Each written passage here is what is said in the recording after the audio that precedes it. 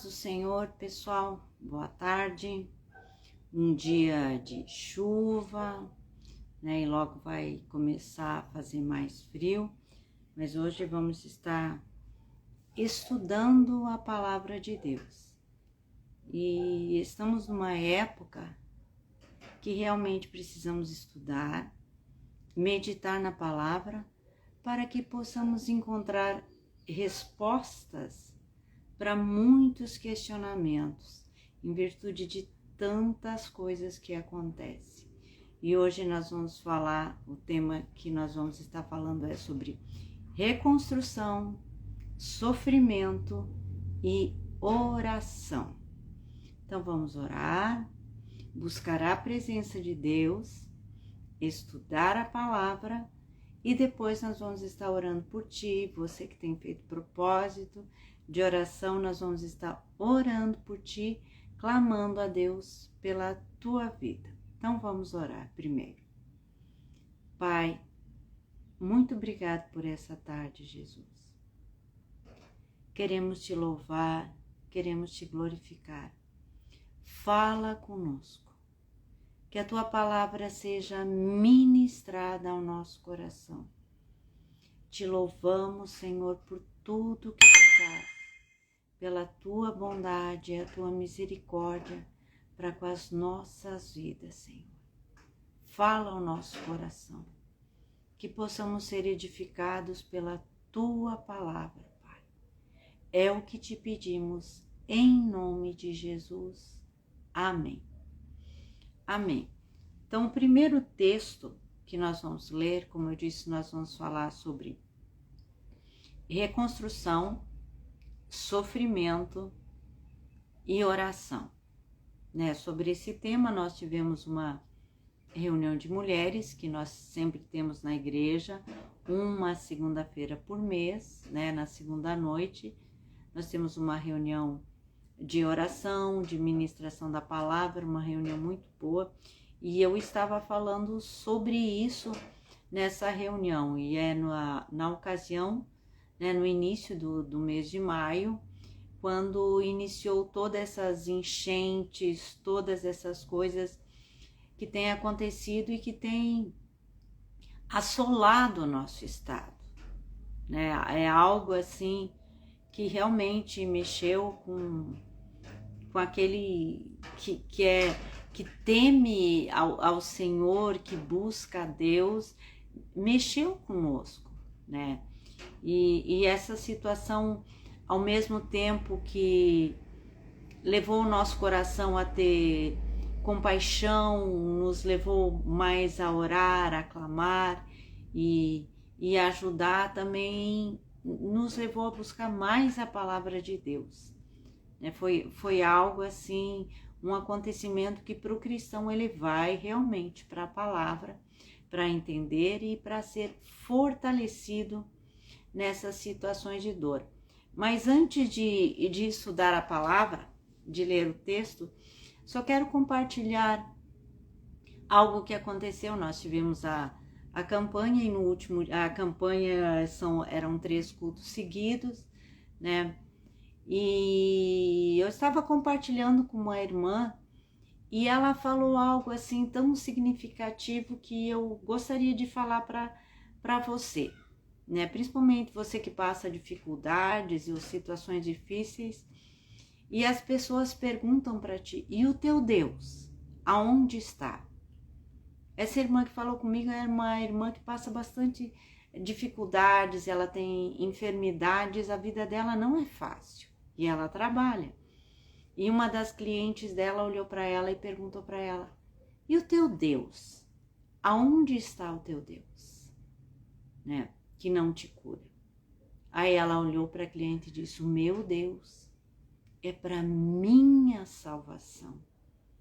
Ele está comigo e Ele é o Deus que me salva. É o Deus da minha salvação. Ela falou comigo, ela disse, eu dei essa resposta. Depois ela deu mais explicações para a cliente dela. E aquela resposta eu parei para pensar, para mim foi muito edificante, porque as pessoas olham para os cristãos, para aqueles que temem a Deus, e às vezes se questionam: o teu Deus aonde está? Aonde está Deus? E as pessoas querem a Deus só para viver nessa terra. Elas esquecem que tem uma eternidade, que elas precisam e dependem de Deus para salvação. Porque depender de Deus só para viver aqui na terra é muito pouco. Tem muitas pessoas que só querem a presença de Deus para viver aqui nessa terra. Só que Deus é eterno. Há uma vida eterna. E essa vida aqui na terra é muito curta. E nós precisamos de salvação.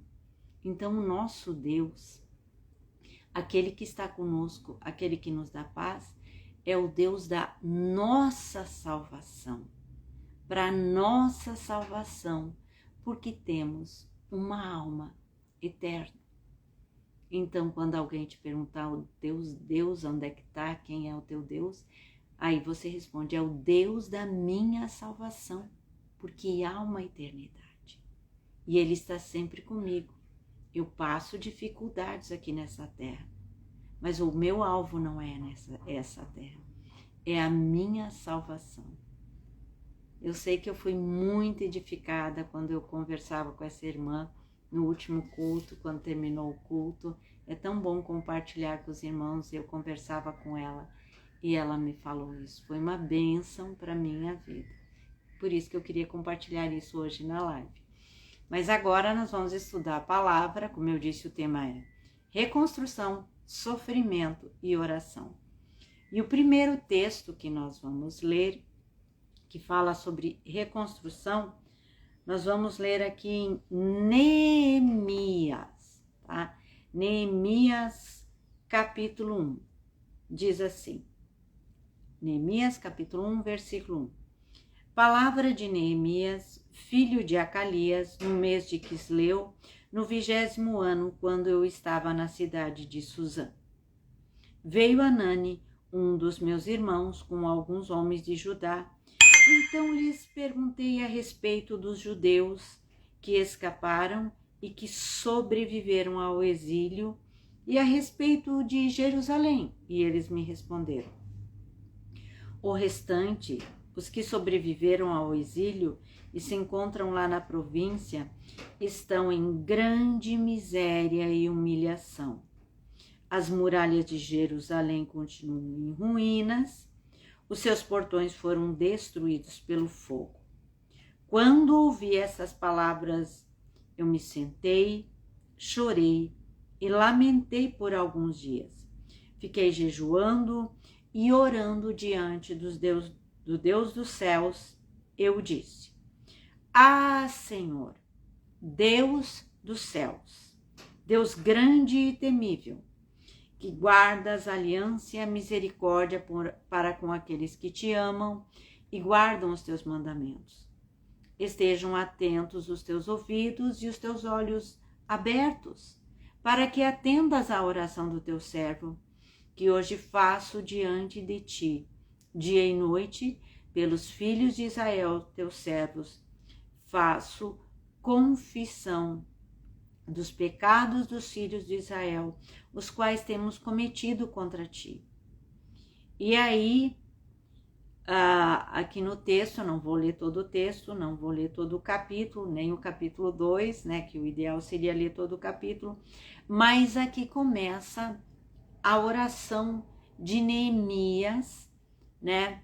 E Neemias, quem conhece, lê um pouco a Bíblia. Se você não lê a Bíblia, leia o livro de Neemias hoje. Você vai ver que ele foi chamado por Deus para reconstruir Israel. Israel estava em ruínas, Israel estava assolado, né? E o que tinha sobrado de Israel, a maioria do povo, foi colocado em exílio, eles estavam no exílio de Babilônia. Então estava uma situação triste, deplorável e difícil. Humilhados, tudo em ruína, tinham passado pela guerra, pelo sofrimento. Neemias ouve as notícias, vê as notícias, e ele ora, e ele busca Deus. E aqui no capítulo 2 de Neemias, nós vemos a situação aqui no versículo 4, porque Neemias era copeiro do rei, e aí o rei pergunta para ele, porque Neemias está triste, e o rei pergunta para ele: o que tu tem, Neemias? O que tu me pedes, Neemias? E aí Neemias, lá no capítulo 2, versículo 4, no meio do versículo 4, ele diz assim: então orei ao Deus dos céus e disse ao rei: se for do agrado do rei, e se esse teu servo encontrou favor em sua presença, peço que o rei me envie a Judá, a cidade onde estão os túmulos dos meus pais, para que eu a reconstrua. Reconstrução. Aqui Neemias está pedindo para o rei: eu preciso reconstruir a cidade. Eu preciso ir para lá ajudar. Mas antes de Neemias fazer isso, ele orou ao Senhor, ouviu as notícias das coisas que estavam acontecendo e ele orou ao Senhor. Então, toda vez que há uma situação difícil, por exemplo, a situação que nós estamos passando com as enchentes, mas cada um tem também as suas situações pessoais de angústias, de ruínas. Mas essa situação da enchente é impressionante, porque nós vemos as pessoas falando várias coisas, né? Desde, por exemplo, que o Rio Grande do Sul é o estado mais ateu do Brasil. É o estado mais difícil do Brasil, é o Rio Grande do Sul, em questão de ateísmo, de pessoas que não buscam a Deus, o Deus da palavra, o Deus da Bíblia. Então é um estado bem difícil.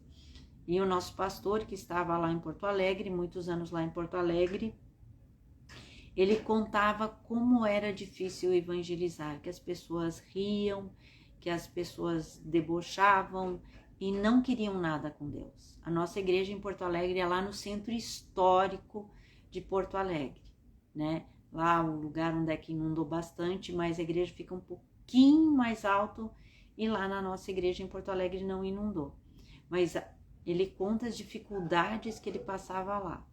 E agora há pouco tempo ele estava lá, na semana passada, ficou uma semana lá, mandamos água, atendemos as pessoas, as necessidades lá do centro histórico, né, dos mendigos, do pessoal do apartamento. Nós auxiliamos lá, levamos auxílio aqui de Passo Fundo, mas ele contou a diferença da época antes da enchente e da época agora. Como as pessoas estavam sensíveis à palavra de Deus. Queriam ouvir a palavra de Deus. Era muito mais fácil falar com as pessoas. Então, toda vez que acontece uma situação difícil, que as pessoas estão sensibilizadas, é mais fácil pregar a palavra de Deus. Porque a pessoa está sensibilizada. É mais fácil de você ministrar a palavra. Mas há uma necessidade, ao mesmo tempo que a pessoa está com necessidade, está sensibilizada por causa da catástrofe, você também precisa levar ajuda material. Por isso que tantas pessoas pedem doações, pedem Pix, traz isso e traz aquilo, e nós realmente devemos ajudar. Nós vemos aqui o exemplo de Neemias, o livro de Neemias. Aí ele pede coisas para o rei. Neemias pede, o rei dá cartas para ele, porque ele precisa reconstruir os muros. Então ele precisa de coisas materiais. Então há o processo de reconstrução. Então todos os que podem ajudar realmente devem ajudar. E nós, como igreja, Espaço Esperança, nós estamos engajados em ajudar as pessoas, estamos levando auxílio na primeira semana, que foi a mais difícil, aonde a necessidade de água era muito grande. E lá o centro histórico lá de Porto Alegre, a nossa igreja é bem 500 metros lá da usina do gasômetro, é um lugar que está abandonado, né? Não, agora já tem luz, mas já não tinha luz, não tem policiamento, é muito difícil. Então, as pessoas, por exemplo, elas tinham dinheiro, mas não tinha água. Não tinha água. Nós levamos água, nós atendemos as pessoas e continuamos atendendo as pessoas. Aliás, se você está ouvindo a live, você é aqui de Passo Fundo, né? Agora à tarde nós temos o pastor Gustavo, está lá de plantão na igreja, né? O pessoal de lá, que nós entramos em contato, sempre falamos com o pessoal lá da igreja, lá do centro histórico, eles disseram que estão precisando de material de limpeza e roupas de inverno. Gente, o pessoal perdeu, quem estava lá, os apartamentos que estão inundados, os embaixo, o pessoal que inundou. O pastor Gustavo estava falando, o cheiro é horrível. Ele diz que nós não temos noção de como está lá, só quem vai lá e vivencia. Então nós estamos ajudando, e se você quiser lá, vai lá hoje à tarde na nossa igreja ali no centro, na frente do que era o antigo iote, agora é de São Vicente, lá na Espaço Esperança, ali no centro 2104, e pode levar a sua doação de roupas de inverno, aquilo que você tem, material de limpeza que o pessoal precisa. Estão fazendo as limpezas pesadas no apartamento, né? Amanhã o pastor está indo para Porto Alegre novamente. Envie a tua oferta, leve a tua oferta, leve a tua doação. Porque muitos de nós não temos como ir, mas temos como doar, como dar as coisas. Só uma sugestão: se você é uma pessoa que doa material, que dá roupa, sempre lembrar uma coisa: quando você dá, você tem que dar aquilo que você tem que pensar, se eu recebesse essa roupa que eu estou dando, como eu me sentiria? Se todas as pessoas pensassem assim, elas não iam dar coisas estragadas e coisas velhas. Porque eu recebo material de doação e eu faço qualificação, eu separo as roupas e eu vejo como as pessoas descartam, usam, né? Quando as pessoas pedem isso aí para descartar, isso aí eu não estou doando mais, não quero jogar no lixo, vou dar para a igreja ou vou dar para assistência social. É errado, você está dando para Deus. E quando você dá alguma coisa, você tem que pensar, fazer de conta, bom, eu estou recebendo isso que eu estou dando, isso aqui que eu estou dando, eu gostaria de receber isso? É assim que nós devemos pensar quando nós doamos ou fazemos qualquer coisa, porque nós não fazemos as coisas para qualquer um. Tudo que nós fazemos é para Deus. E a palavra de Deus, o Senhor Jesus, ele fala nos evangelhos e diz: vinde bendito do meu Pai, porque estava nu e me vestiste, tive sede e me deste de beber, estive preso e me visitaste, tive fome e me deste alimento. E aí eles perguntam: mas Senhor, quando te vimos assim? Aí Jesus diz: quando vocês fizeram a qualquer um desses pequeninos, foi para mim que vocês fizeram. Então, toda vez que você vai doar ou dar alguma coisa, você tem que olhar, isso eu estou dando para Jesus. Porque, na verdade, quando você doa qualquer coisa para alguém, é para Deus que você dá. Tudo que você dá, tudo que você faz, tudo que você trabalha, você faz para Deus. Tudo que você faz na igreja, desde ir limpar a igreja, ajudar na igreja, doar coisas, o que quer que você faça, você faz para Deus. E se você faz de qualquer jeito ou dá qualquer coisa e descarta, essa é a tua oferta para Deus.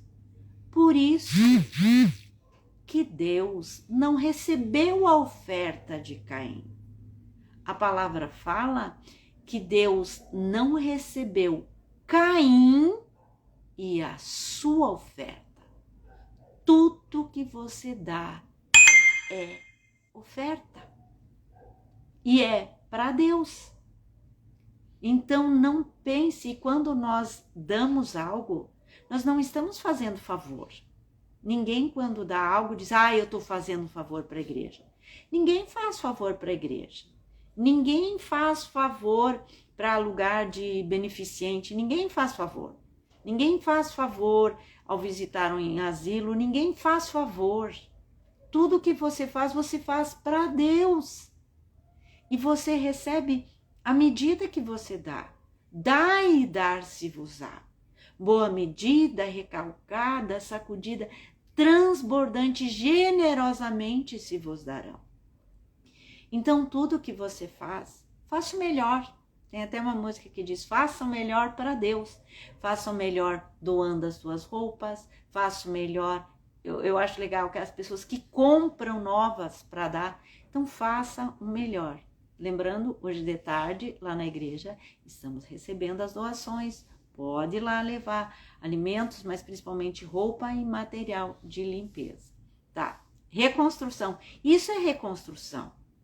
Neemias ouviu a notícia de que tudo estava destruído e ele fez algo. Primeiro ele orou para que acontecesse, né? Deus dirigisse ele falou com o rei e levou material para reconstruir Israel, reconstruir Jerusalém. E o que nós fazemos? Estamos arrecadando coisas para ajudar lá na Grande Porto Alegre. Grande Porto Alegre envolve todas as cidades, mas nós de maneira especial porque temos uma igreja bem no centro histórico de Porto Alegre e a necessidade lá é grande e nós estamos ajudando. Embora a gente não faça muita propaganda, mas hoje estou falando aqui e nós temos falado em algum culto. Nós estamos agindo na Grande Porto Alegre, no centro histórico, no lugar mais difícil e mais abandonado de todos lá. Tá bem difícil. Tem até uma história interessante, eu tenho que dar o estudo, mas eu quero contar mais uma história para vocês. Foi falado no culto. Né, nós estava com a igreja aberta lá dando os alimentos, daí foi um senhor lá que tinha 2 filhos, né, ele estava cuidando dos filhos e daí pegou a água que precisava, né, mas alguma coisa a gente deu para ele nunca foi na igreja, mas soube quando as pessoas sabem que a igreja está dando, eles vão, e nós damos realmente para todos ali. Né, ali no centro de Porto Alegre. E aí um irmão tinha dado para a gente levar para lá chocolate. E daí o homem saiu e o pastor Gustavo chamou e disse, vem cá, ó, dá esse chocolate para os teus meninos. Deu chocolate para as crianças. O homem chorou. O homem chorou. Não chorou quando recebeu a água, porque ele precisava, mas porque ele pôde pegar os chocolates para dar para os filhos dele. É algo impressionante e eu fiquei muito feliz da pessoa que quando deu as coisas, ela deu chocolate para mim para dar para doação. Ó, leve esses chocolates também. Alguém vai querer esses chocolates. Então são detalhes, são coisas impressionantes. Isso é reconstruir. E nós vemos na Bíblia a necessidade de reconstrução. E Deus nos usa como Ele usou Neemias. Então ore, peça para Deus, Senhor, o que eu posso dar? O que eu posso doar? E ajude na reconstrução. O outro aspecto que nós vamos ver é sobre o sofrimento. Porque essa é uma situação de dor e de sofrimento. O que a Bíblia fala sobre sofrimento? 1 Pedro 5, versículo 9 e 10 diz assim: Resistam-lhe firmes na fé, certo de que os irmãos de vocês espalhados pelo mundo estão passando por sofrimentos iguais aos de vocês. E o Deus de toda graça, que em Cristo chamou a sua eterna glória, depois de vocês terem sofrido por um pouco, Ele mesmo irá aperfeiçoar, firmar, fortificar e fundamentar vocês. O sofrimento, quando nós voltamos para Deus, Ele faz algo na nossa vida. E o sofrimento é real, a Bíblia fala do sofrimento, o Evangelho ele mostra muito claro sobre o sofrimento, o falso evangelho que diz que você não vai sofrer nada, que você vai ter tudo, que você vai conseguir ter o carro, tua casa, etc. Esse é um falso evangelho, porque o sofrimento é real. Vai lá na pele daquelas pessoas que perderam tudo. Mas nós, por exemplo, aqui na cidade de Passo Fundo, quando dá os alagamentos, dá umas vilas, em algumas vilas aqui, mas normalmente nós não passamos por situações tão difíceis de calamidade, né? Mas nós sofremos com eles. E o que o sofrimento faz na nossa vida? O que o sofrimento deve fazer na nossa vida? Nós vemos aqui, que o sofrimento ele aperfeiçoa, firma, fortifica e fundamenta. O sofrimento gera uma mudança no nosso coração. É isso que o sofrimento deve fazer.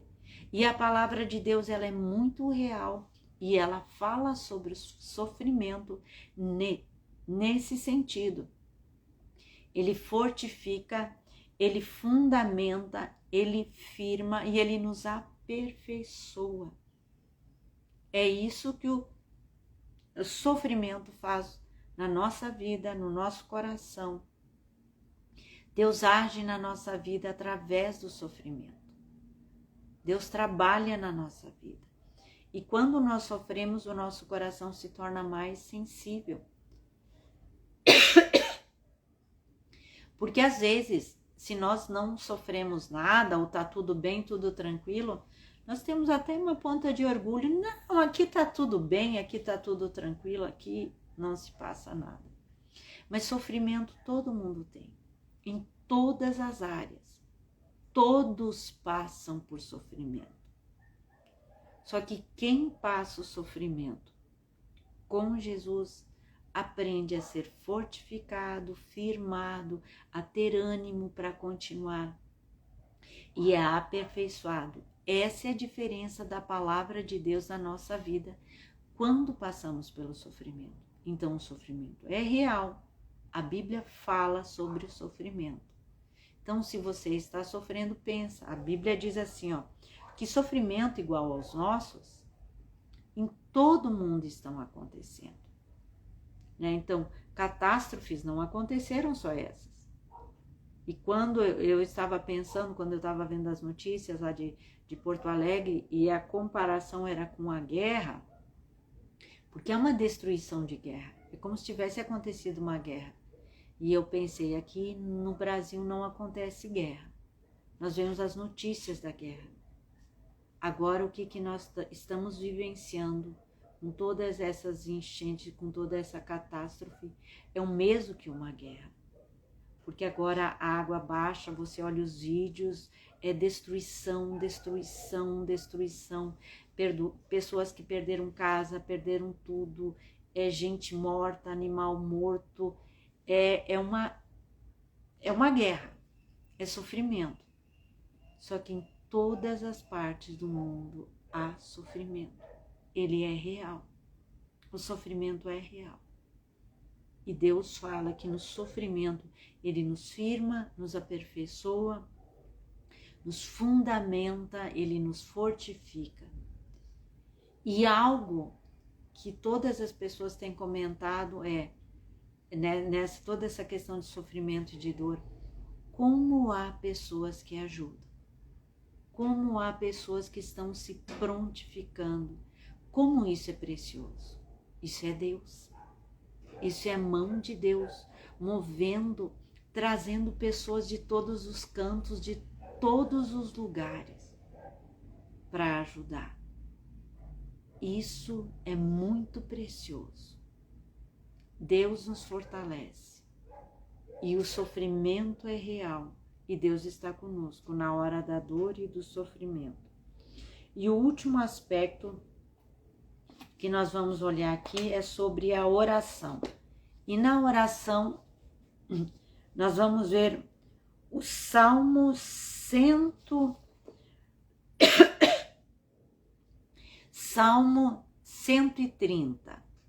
O Salmo 130 é uma oração e o título dessa oração é Das profundezas clamo a ti. Pode anotar ali na tua Bíblia, ou anota na tua memória, Salmo 130. Ler hoje o Salmo 130. Olha aqui, ó. Esse salmo diz assim: Das profundezas clamo a ti, Senhor. Escuta, Senhor, a minha voz. Estejam alertas os teus ouvidos às minhas súplicas. Se tu, Senhor, observares iniquidades, quem, Senhor, poderá escapar? Mas contigo está o perdão para que sejas temido. Aguardo, Senhor, a minha alma o aguarda. Eu espero na sua palavra. A minha alma anseia pelo Senhor, mais do que os guardas anseiam pelo romper da manhã. Mais do que os guardas pelo romper da manhã. Espere, Israel, no Senhor, pois no Senhor há misericórdia, nele temos ampla redenção. É ele quem redime Israel de todas as suas iniquidades. Esse é um clamor. Essa é uma oração. E na hora de todas as coisas que acontecem, de dor, de sofrimento, de calamidade, das angústias da nossa alma, das coisas que nós vivemos na nossa vida, o que nós devemos fazer? Clamar, orar. E aqui o salmista, ele começa: das profundezas clamo a ti, Senhor. Escuta, Senhor, a minha voz. Porque a oração é um pedido ao Deus Altíssimo que escute a nossa voz. Quantas pessoas oraram no meio dessa catástrofe? Tanto as pessoas que estavam lá vivendo, como as pessoas que estavam em lugar que não estava enchendo, que estava tranquilo, mas quantos dobraram os joelhos e pediram: Senhor, eu clamo a ti. Por mais que as pessoas digam coisas, eu orava: Senhor, por mais que digam que o Rio Grande do Sul é um estado mais ateu do Brasil, mas, Senhor, contigo está o perdão. Tu és aquele que perdoa. Tu és aquele, Senhor, que ouve, que tem misericórdia. Eu digo: Senhor, contigo está o perdão para que te temo. Olha para nós, Senhor. Olha para as pessoas que estão sofrendo. Você deve ter visto ou ouvido muitos testemunhos de pessoas que oraram e falaram, que clamaram. Quantas respostas de oração. Eu vi um vídeo muito legal de um pai com os 2 filhos. A água já tinha baixado um pouco na casa dele, e ele lá com água nos joelhos, os 2 filhos, e ele com um violão cantando. Não me lembro o hino, mas eu escutei, sabe, eles adorando e cantando, e os móveis, tudo lá, e eles no meio de tudo aquilo adorando a Deus. Nós devemos orar. Você que está bem, com a tua casa tranquila, e você que está com situação difícil. Em todas as situações devemos orar. Na enfermidade, na angústia, na catástrofe, na dor, na solidão, na depressão. Não interessa a situação que tu passa, na rejeição, porque quantas coisas nós passamos. Tem todos os nossos sentimentos, aquilo no interior do nosso coração, quantas coisas sofremos dentro da família, quantas pessoas sofrem com a sua família. sofre às vezes com filho, com marido, com situação difícil. Quanta dor! A dor em várias situações. Não interessa se a casa tá bonitinha, certinha, muitas vezes ali é dor e sofrimento. Mas na dor e no sofrimento, o Salmo 130 diz: das profundezas clamo a ti, Senhor. E esse salmo eu gosto, porque no versículo 13 ele diz algo impressionante que diz assim: se tu, Senhor, observares iniquidades, quem, Senhor, poderá escapar? Por que o salmista diz isso? Porque todos somos pecadores. Se o Senhor fosse exterminar todo o pecado, toda a terra devia ser exterminada. Porque todos somos pecadores. A Bíblia diz: todos pecaram e carecem da glória de Deus. E diz também: o salário do pecado é a morte. Todos morrem por causa do quê? Do pecado. Do pecado. Há pecado aqui no Rio Grande do Sul, Santa Catarina, São Paulo, Rio de Janeiro, Brasil, Estados Unidos, Europa, África, em toda a terra. Onde há o ser humano, há pecado. Então diz o salmista, diz: se tu, Senhor, observares iniquidades, quem, Senhor, poderá escapar? Ninguém. Ninguém. E ele diz: mas contigo está o perdão, para que sejas temido. Deus é o Deus que perdoa os nossos pecados, para nos salvar. É o Deus da nossa salvação. Porque mais importante que todas as coisas é a salvação, é estarmos preparados para ir para o céu. Muitos morreram nessa enchente. Alguns morreram, estão eternamente com Deus. Outros morreram, estão eternamente no inferno. Deus é o Deus que quer salvar agora, quer salvar a tua vida, quer te fortalecer, te fortificar. Vamos fazer uma oração agora. Coloca a tua vida na presença de Deus. Pai, tu és o Deus da salvação. Tu és o Deus da nossa salvação. Tu morreste na cruz para perdoar os nossos pecados e nos salvar. Estende a tua mão agora e salva, restaura, fortalece e cura, Senhor. Te louvamos pelo teu mover e pelo teu agir essa tarde. Em nome de Jesus. Amém. Amém? Quero orar pelo teu propósito de oração, você que tem orado. Às quintas-feiras eu quero orar por ti.